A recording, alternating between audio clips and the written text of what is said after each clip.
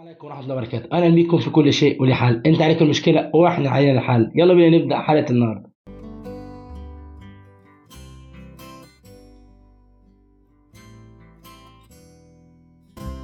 مشكلة قاعدة معانا بتقول: قلبي مغسول لدرجة إني ما بقتش عايزة حاجة من الدنيا، بكابر إني قوية ومفيش حاجة تهزني، بس خلاص والله ما بقتش أتحمل. وصلت لمرحلة سكوت تام، ما بردش على حد يكلمني أو يعاتبني أو حتى يشتمني، ببص بعينهم بس ما عنديش رغبة إني أتكلم.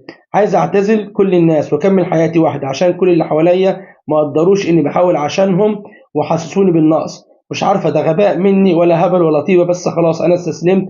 مش هحارب عشان حد تاني. نسيتوا مين طلب منك تحارب عشان حد؟ حارب عشان خاطر نفسك، ما تستسلميش. ليه اللي في دماغك؟ ما تخليش اليأس يملى قلبك ويسيطر على عقلك وقلبك. محدش في الدنيا كلها يستاهل ان يخليك توصلي للحاله اللي انت فيها دي دلوقتي. قرب من ربنا هتلاقي في العوض والوانا. ما تعتذريش الناس، اعتذري شيطانهم، اعتذري احباطهم ليك، اعتذري كل حاجه سلبيه. الحياه قدامك، خليك قويه. محدش هيطبطب عليك غيري، محدش هيمسح دموعك غير ايدك. فوق، ما تستسلميش للوسواس، ما تخليش الشيطان يلعب بيكي لحد ما تيأسي من رحمه ربنا، لان رحمه ربنا وسعت كل شيء. انا شايف ان انت تتجه لربنا اكتر. اقول لك على حاجه، سافري، يعني غيري الجو، غيري المكان اللي فيه، غيري الناس. لو تعرفي تقدري تعملي كده اعملي كده، مش مشكله. اقفي على البحر، في بحر جنبك، اقفي على البحر كده واستنشقي هوا وفكري بالحياه بايجابيه. ما تبصيش للحياه، امسكي في ربنا واعرفي ان العوض جاي باذن الله. خير وشكر. في النهايه نتمنى تكونوا فكره في حل المشكله، وان الحلقه تكون نالت اعجابكم. ولو في اي حد بتواجه مشكله فما تقدرش تتواصل معانا، وهيلاقي كل المعلومات اتصال بينا متاحه تحت في صندوق الوصف.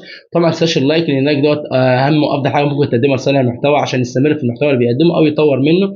وكذلك الشير، وكذلك الشارك في القناه عشان نقدر نوصل ناس اكتر ونساعد ناس اكتر. وفي النهايه ما تنساش اخواننا في غزه وفلسطين بالدعاء، ومحاوله نشر الروايه والسرديه الفلسطينيه في كل مكان. وكذلك يا جماعه مقاطعه سلاح مهم جدا. اللي ما قاطعش يقاطع، واللي مقاطع يكمل مقاطعته ويحولها من مقاطعه لاستغناء، وباذن الله ربنا ينصرهم. ودمتم في رعايه الله وامن، والسلام عليكم ورحمه الله وبركاته.